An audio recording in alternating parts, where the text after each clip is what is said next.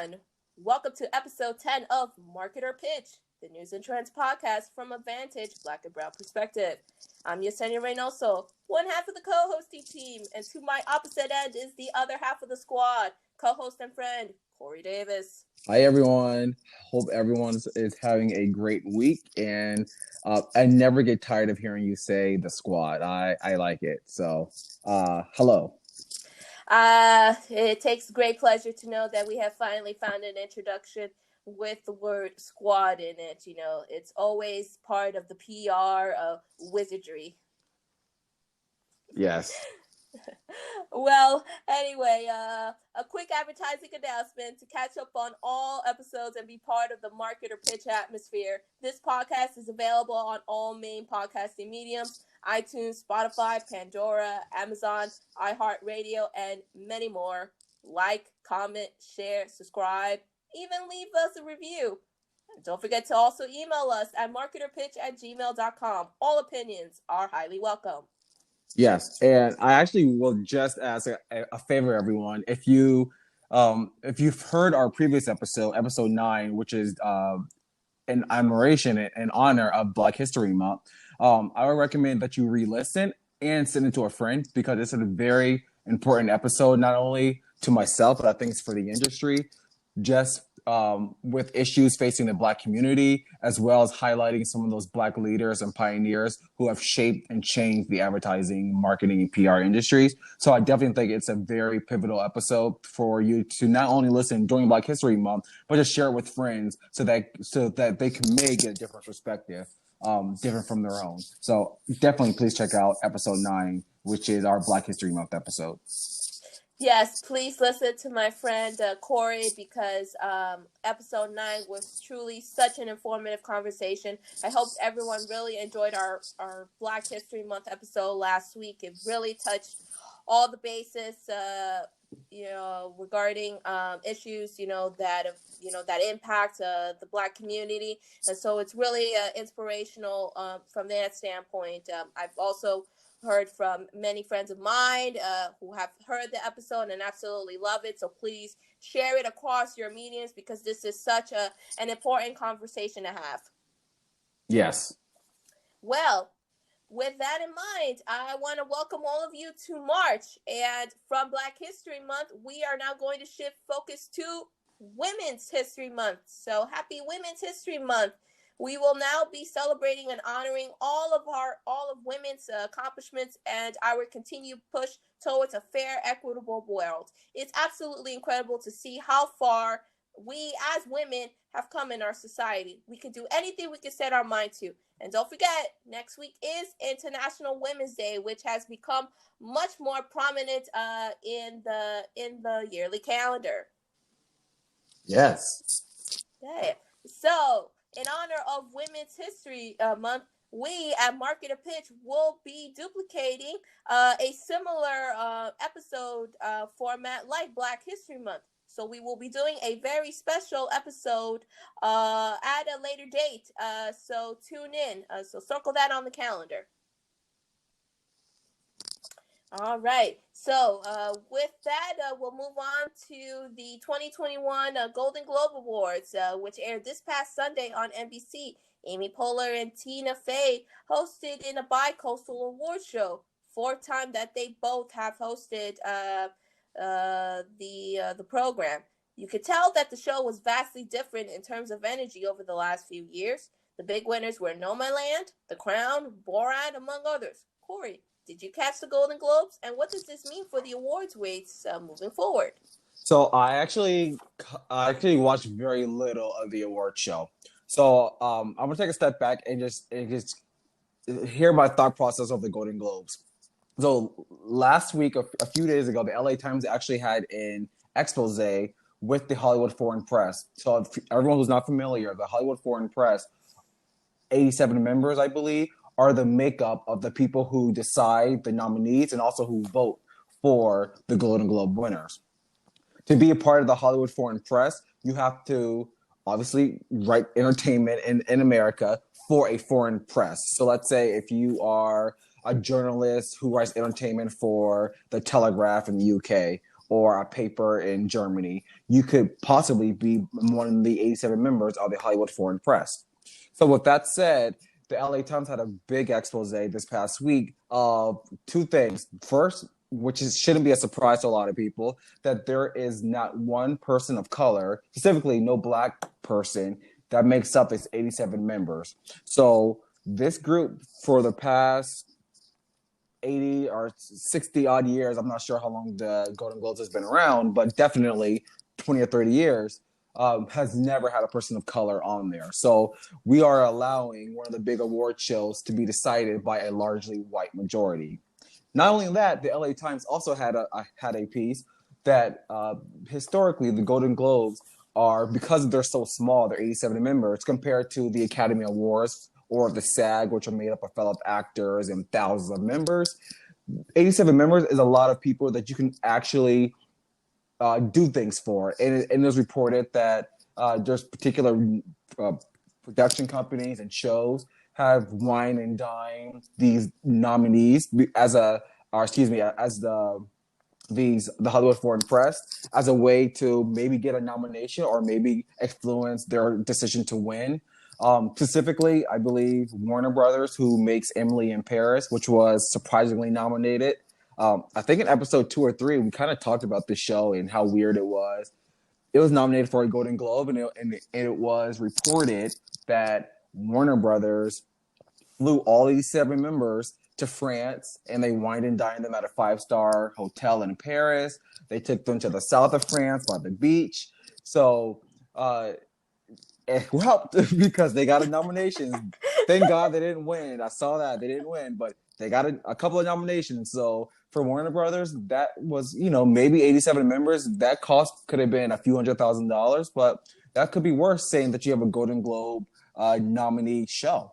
So the onset of listening to that expose and specifically not having any members of color, I was just taken aback. I was like, I really don't want to give energy to these kind of shows, because why am I allowing one of the biggest shows to decide what's popular when they don't have a membership that looks like myself or looks like you? So that was my opinion. So I was out and about. I actually did catch maybe 30, 45 minutes of it, but I really didn't really care to watch that. And that was a long-winded way to say I really didn't watch it. What do you think? I think at this point, in terms of the lack of diversity, which is obviously systematic across all industry sectors, I think we need to start developing a countdown and start ranking which companies have, in terms of ignorance regarding diversity, is by far the most ignorant. And so this issue surrounding the Hollywood Foreign Press Association, it was not in the slightest surprising, to say the least, off maligned due to the LA Times investigation, that details that the HFPA doesn't even have a single Black journalist among its 87 members. And also, I also find it kind of funny that, Emily Paris, a show that has been constantly ridiculed, was nominated, for 2 Golden Globes, whereas one of the shows that I thought should have been nominated was the HBO series I May Destroy You, because that one was I'm streaming it right now on HBO Max, and I can't even begin to tell you that, in my opinion, was one of the best series of the year. Yes, I actually watched that show too. I definitely watched that show, and that show is very, very, very, very good. So, and it just, to me, I'm just baffled at the fact that it didn't receive not one nomination. Yeah, but but again, we're gonna keep going back to this issue over and over and over again. Until these organizations, start making some real adaptations, to their strategy as to try to, develop or bring in much more representation. This is going to be a never-ending cycle. So it was evident, from the stars, they kept pointing it out to them, the lack of diversity and representation, throughout the award show. So at least they're talking about it. But again, we need to see action. So if you really want to address it, great. But we need you to do more. You need to actually, take charge and actually push for it. Be a real ally, as we have discussed in previous episodes. But to quickly wrap up before we move on to the news headlines of the week, basically, there was a lot of Zoom awkwardness, technical difficulties amongst the nominees and the winners accepting of the awards. It was great to see a big night for the Black community, where several actors won major Golden Globes for their respective acting categories in TV and television.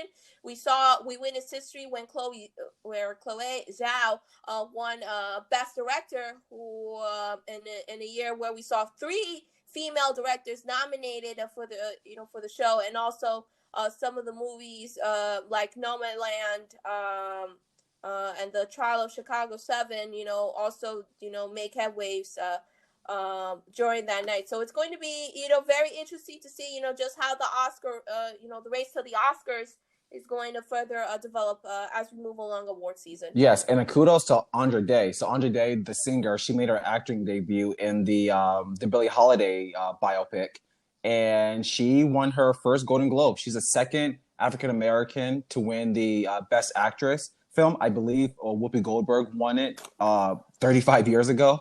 So which is sad. It's 35 years apart. Black actresses winning that award, but kudos to Andra Day. Also, definitely rest in peace and kudos to Chadwick Boseman. He also won for Best Actor for Ma Rainey, and his wife. I did see that she accepted the award on his behalf, and it was just very raw and very emotional. But I definitely want to just highlight Andra Day and Chadwick Boseman. Also, I haven't seen this yet, but I definitely want to see the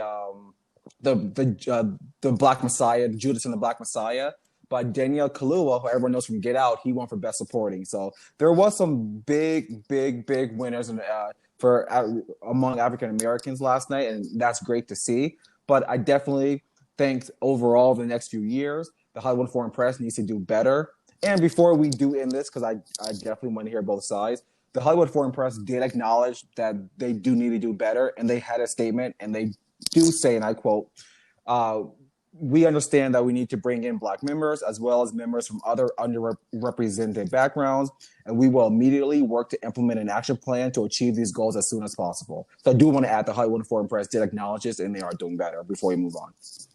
Absolutely, my friend. You hit all of the right notes. And so we'll wrap it up with that and dive into the show. We've got double news headlines of the week, our ad chat and bulletin board segments, and a special Women's History Month trailblazer shout out, I should say. So we move on. First up, the news headlines of the week. Headline number 1 comes from Bloomberg, titled, Twitter considers subscription fee for TweetDeck unique content. Twitter is building a subscription product as a way to ease its dependence on advertising, a plan the social network has considered for years, and one that has taken on a heightened priority given the pandemic and pressure from activist investors to accelerate growth. Corey, thoughts? I find it very ironic. They said they've been considering it for years, but they only launched it after OnlyFans, which it's to go there. Everyone knows a lot of OnlyFans is known for X-rated material, but OnlyFans can be there's a lot of actors, a lot of people, everyday people who are on OnlyFans who are doing non-sexual content, and then Patreon. Patreon is another paid platform. So I find it funny that they've seen these other platforms doing it. So they said, "Oh, we've been thinking about this for years. We just introducing it after these other companies have already made money and have already cornered the market." So I find that funny, but. I don't get it. I think I read it and I'm looking, it's like, why would I pay more money to be a super follower? I'm not going to do that unless the Twitter's really is saying that they want those performers and those people who are on OnlyFans or they're on Patreon with paid podcasts and paid events. Then unless they want them to come over to Twitter to have only one social media platform. But I really don't understand who would pay for this. What do you think? I just have to put a question mark in my head because we knew for many years that Twitter has been wanting to do this for some time in terms of developing a subscription service of some sorts. They just haven't found the right formula. However, it's not surprising since social media companies have been trying new ways to make profit. We eventually will get to a point where social media platforms will try a subscription service of some sort. All it takes is one, and the rest will follow. Interesting tidbit that I found in the article, Corey, that the majority of Twitter's revenue comes from targeted advertising, which serves up promoted posts aimed at specific groups of users. So that kind of tells you right there in terms of strategy as to what Twitter wants to do. Also, I think we're going to get a quote-unquote free versus paid model, meaning people are going to be spending it on a product that has been, has been free for since its inception, basically. And if you're going to enter into the subscription world, your product or service better be top-notch, high quality, in order for people to be engaged and spend money. Point blank. Yeah, and I mean, Twitter, they should pay me as a consultant, but I'm gonna give Twitter a piece of advice, and this is actually it's a famous Bill Gates quote from the '90s. But content is king. If Twitter really wants to make additional revenue outside of the sponsor advertisement, don't do this paid subscription model. Develop content. Develop things that people actually will want to go to Twitter to watch. Twitter has the ability to be people can immediately react. Imagine if talk shows, imagine if like an Oprah Winfrey show from the 80s or 90s was on Twitter. Imagine if award shows were on Twitter where people could immediately see other people reacting to comments and things like that. Twitter needs to have abilities to maybe develop a show, maybe develop a streaming show, and you watch the first episode of a streaming show and there's people commenting on that streaming show at all times. You can see comments where you're watching your favorite your favorite action show or drama show, but definitely Twitter needs to get into the content game. I thought if they get into the content game, I'm buying unlimited stocks and shares of Twitter. Corey, you should really be their consultant because everything you said just hit right on the nail. And before we quickly move on to the next news headline, some of the subscription options that Twitter has been testing out are free, ad-free feed, TweetDeck, exclusive content, which you just mentioned, higher quality video, verification, analytics, and consumer features. So again, unless if your product has to be high quality, in order to charge people, gotta make, in order to get people engaged, I think you hit right on the nail in regards to content, Corey. Why don't you just focus on that, Twitter? Make sure your content is highly engaging and relatable so that people can actually, draw themselves to it. Yes. All right. From a well-known prominent platform, we shift to one that's about to be the next big thing in the tech world. I'm talking about Clubhouse. Headline number 2 comes from Chief Marketer, Clubhouse app.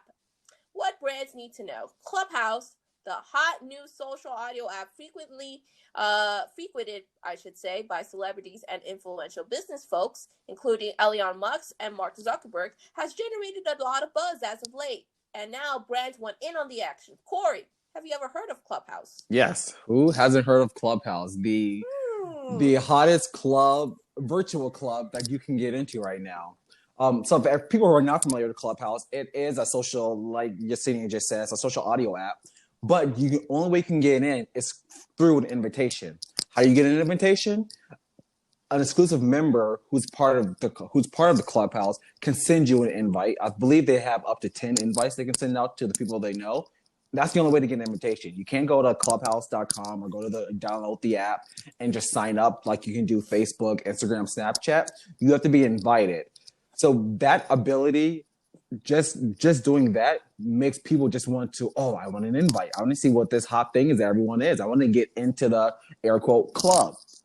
So Clubhouse has been very popular. I know there's Elon Musk, like you said, he went into Clubhouse and did a speech. I believe up to 5,000 people can be in one room. In his speech, he broke records and crashed the app. Celebrities are on there. There's been a lot of celebrities going back and forth and fighting. Oprah Winfrey's on there. Shonda Rhimes is on there quite frequently. Ava DuVernay is on there quite frequently. So a lot of people like using Clubhouse as a way to have a closer interaction with the celebrities and with the famous people that they love. But also, there's some people who business and they do networking on Clubhouse. So it definitely is very popular. I definitely think that brands are going to have an issue getting involved, because I think the minute where people see Clubhouse getting commercialized, a lot of those same people who are interested in Clubhouse that brought them to the site because of these celebrities are going to take a step back and like, wait a minute, maybe I'll just go back to Twitter, because this is just becoming like all the other apps.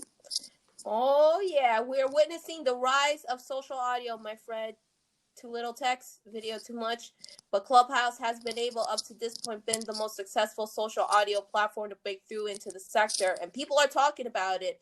And there is, I've heard about Clubhouse just a few months ago, and now it's starting to pop up more across social media channels. I ended up watching a tutorial on Clubhouse. And so far, its growth has risen more than 6 million users as of February 1st. So its prowess is really starting to become more well known.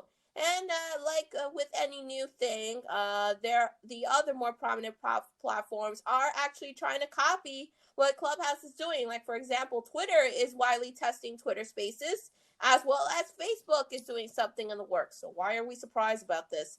But very quietly, brands have been investigating a Clubhouse. The first three that that started to experiment with this are then Kool-Aid, Slice, and Square.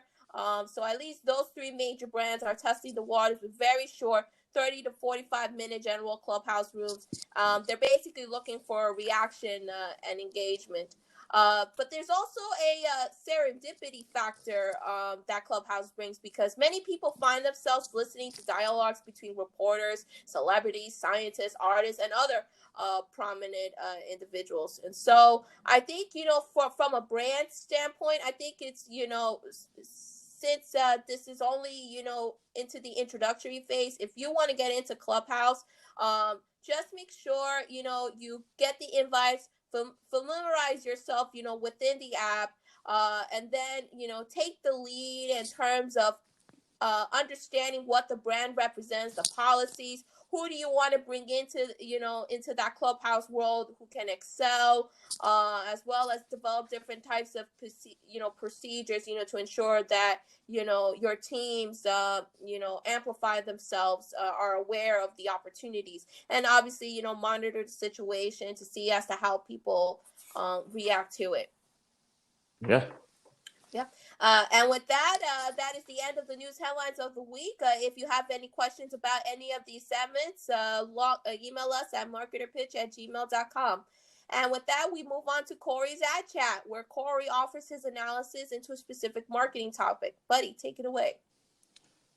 Hello, everyone. So my ad check from this week, it comes to us from adage.com. And I may add for people, adage.com. I get a lot of my ad chats from there because it's a very great publication. So I will probably ask people, if you're going to subscribe to one advertising magazine, and this is definitely not an ad, subscribe to Ad Age, because there's so much great material, and those journalists over there know their stuff. So regardless, my ad chat comes to us.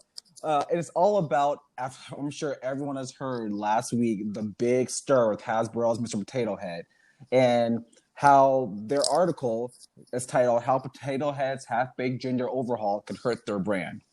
So, as I mentioned, that last week there was a very big uproar over Hasbro's Mr. Potato Head changing its branding to, and I quote, "Potato Head to be gender neutral."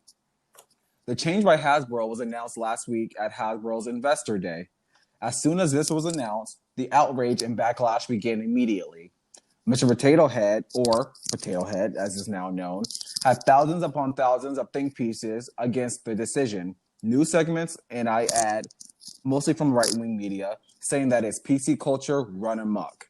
This sounds very familiar to something I just did, but in a boycott of the Hasbro toy.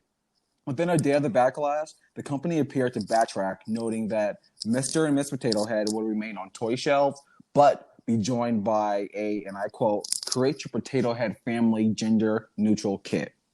They added that Mr. and Miss Potato Head will live under the Potato Head brand rather than Mr. Potato Head brand umbrella. I just said potatoes a bunch of times. People probably want French fries right now.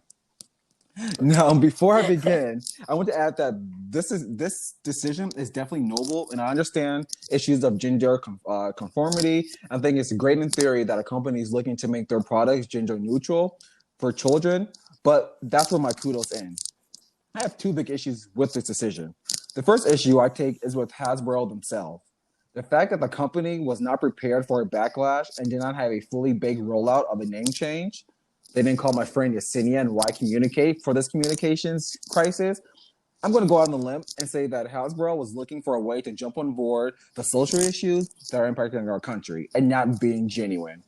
After Uncle Ben and Aunt Jemima's name change, I feel that Hasbro was looking for a way to get good press from a toy that, to be frank, has not been very popular with children today. I don't think Generation Z even knew what a potato head was before last week. Hasbro figured that they could announce this change at some conference, get good press, cover articles, hopefully increase sales from parents applauding the move. But that obviously did not happen. And I just want to say, here is a warning to brands. Please do not come off as disingenuous.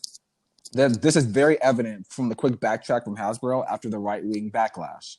If Hasbro really cared, they upheld their positioning and try not to squeeze their way out of the issue. I find it funny that just last week in my ad chat, I talked about the same issue with Pepsi changing their name from Aunt Jemima to the Pearl Milling Company. I specifically warned brands about dealing with backlash when they are changing branding to better reflect the times. Hasbro clearly failed here, but Pepsi did not. So Yesenia, what's your thoughts on the issue? I'm sure you heard about it, but what do you think of the name change and the fallout from it? Well, I think the main thing is that, toys must reflect consumers' values, which are particularly important now. Hasbro has done that, as well as others, and it must continue. But I will admit, the rollout of the now Potato Head toy announcement caused a tremendous amount of confusion, and they dropped the ball with the fact that they should have held their stance as to why they're doing it. Listen, it's understandable that toy brands are catching up with the times and making their products more gender neutral. So applause on that regard. However, we're still seeing resistance and resentment among conservative groups about this issue. So it's a delicate balance, but at the end of the day, Hasbro should have thought better in terms of execution. But it should never be deterred. It should not deter brands, I should say, from continuing to push more diverse and gender neutral products. We need to, from a brand's perspective, we need to catch up to the times. We now need to, we need our products and services to reflect what is going on in our society today. Yes, you're going to be dealing with a lot of backlash, and Hasbro should have been much more prepared on that front in developing and executing and crisis communications, to deal with that. But at the end of the day, it's generating a conversation, no matter how uncomfortable it is, to talk about these issues. Yes, and I can add, I know historically people, especially with these gender reveal parties, everyone says, "Oh, it's pink for girls and blue for boys," and that's just the whole. People say, "Oh, that's just the way it's been." That's actually not the case. In the early 1900s and late 1800s, it was actually the opposite. That boys were dressed in, they called this a masculine color. Boys are dressed in pink, and then girls were dressed in a feminine color like blue. So this shift changed, not surprisingly, commercially. It was an incentive for brands and companies when creating products to have a change. So this actually did change. So we don't have centuries of genders and women being pink and boys being blue. So this whole notion, the whole idea that this is changing the makeup of society is completely wrong, because society was changed 50, 60 years ago when they said girls would wear pink and boys would wear blue. So I find the whole backlash of it very comical. More comical and hypocritical on that part, my friend. Yes. And with that, I am done. Thank you, Corey. Such an important conversation to have. If you have any thoughts about his ad Chad, email us at marketerpitch@gmail.com. He definitely wants to hear from you. Yes, please. All right, now on to my PR bulletin board, where I give my 2 cents on a specific PR theme that audiences should keep an eye on. This week's bulletin board comes from Reagan PR Daily, where I feel this needs to be emphasized and brought back for this matter. Back in December 2020, Reagan did their annual top stories 2020 countdown, where they mentioned Tesla's decision to eliminate its PR department altogether. The original announcement, which was made by CEO Elon Musk in October 2020 via Twitter, that the company decided it no longer needs a good relationship with the media. Obviously, journalists as well as experts seeking confirmation don't even know who to ask, and also was befuddled by this decision. First and foremost, what? Second, why would Tesla do such a boneheaded move? Again, regardless of how you feel about Musk, look at this from a business standpoint. It's alarming to know that companies may want to do this just because the CEO, or a prominent senior exec for that matter, can't even handle an ounce of criticism that comes his or her way. What Tesla did was a show-off move, a sign that Tesla's PR department simply cannot compete with Elon Musk's approximately 40 million Twitter followers, or that Musk himself can't take an ounce of media criticism. Hey, I will be too if someone tries to pull it off. Everyone was stunned. Tesla's PR department managed to correct misinformation and create some great content over the years, all while working under the pressure of a boss who infamously has become enraged with bad press coverage. It's their job. It's what PR pros are supposed to do: create content and put out the brand fires. Given the current climate, PR departments have to tread water between the truth and misinformation. Why? Because narrative matters. If you can control the message, you can basically shape perceptions any way you want, especially if you have a large following. What we're seeing now is the resurgence of corporate communications and the need for brands from both a for-profit and non-profit standpoint to have someone or a plan in place to navigate through the internal, external, strategic, and crisis communication circles. They all interconnect. We've seen organizations go at this alone. It depends on your operational, financial, and philosophical standing. But we have seen how companies struggle at not having a consistent brand or message. We've also seen in terms of media relations how the media can easily pick you apart if you don't prepare or give actual facts. If something goes wrong, you better hold yourself accountable. Now, calling someone out on their flaws or a mistake is a quote-unquote sin. So what are some of the lessons that the industry can take away from this move? Here are just a few. 1. Owned media channels offer brand power.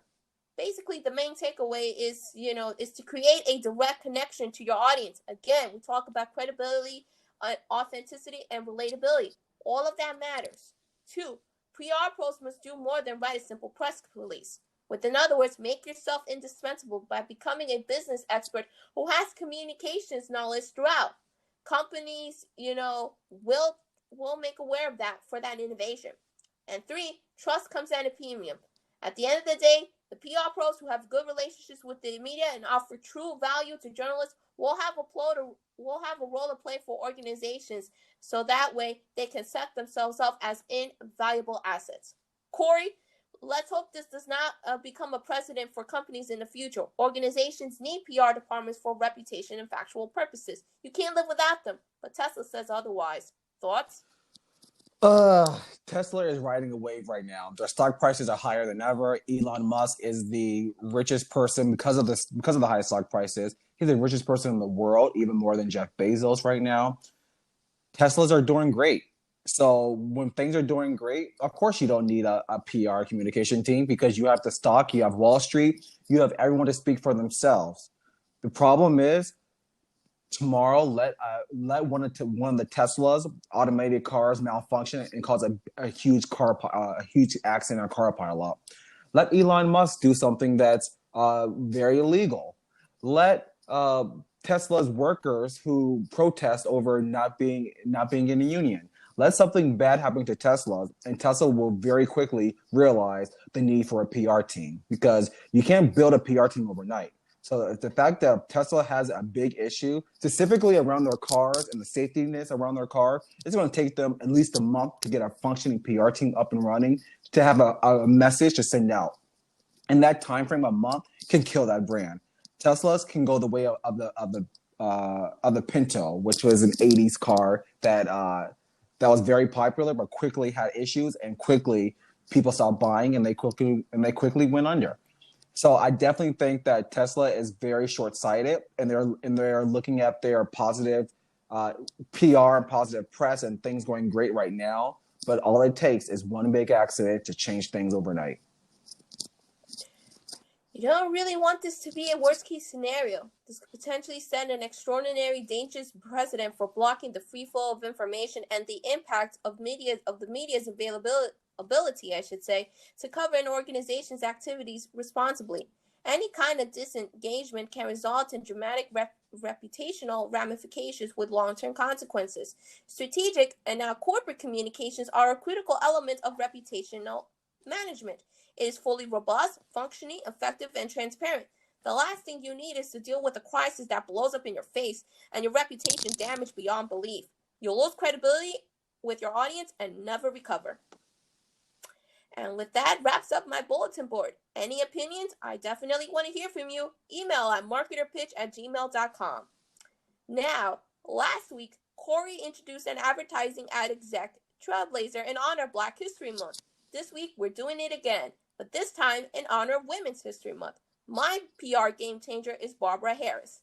Harris, born in June 1930, became the first woman of color to work with major corporate accounts and brands while working at the first Black PR agency, Joseph V. Baker, founded by Baker himself. She later worked for the oil firm Sun Company, where she distinguished herself as a leader and public relations expert. A major activist fighting for civil and women's rights, she also was a woman of faith, in which she eventually pursued during her latter years. Hats off to Barbara for making a major impact in the PR and religious circles. Yes, kudos to her. All right, and with that, episode 10 has now reached its end. Corey, final thoughts? No, I definitely can't believe we're on episode 10, and I just welcome everyone's thoughts and feedback. I know Yesenian has mentioned this a couple of times, so please just email us at marketerpitch@gmail.com for any feedback. Let us know how we're doing, and let us know if this information that we're giving you is important to you. We definitely want to hear your feedback. It's incredibly important to us, so please do. Thanks to our audience for tuning in. Don't forget to like, comment, share, subscribe, or leave a review. Email us at marketerpitch@gmail.com to comment on any of our segments. Remember, your feedback is what's going, to transform this show and do it in a way that is that highly reflects who we all are. The podcast is available on all major podcasting mediums to catch up on this and all 9 episodes. We'll see you next time for episode 11. Take care. Bye, everyone.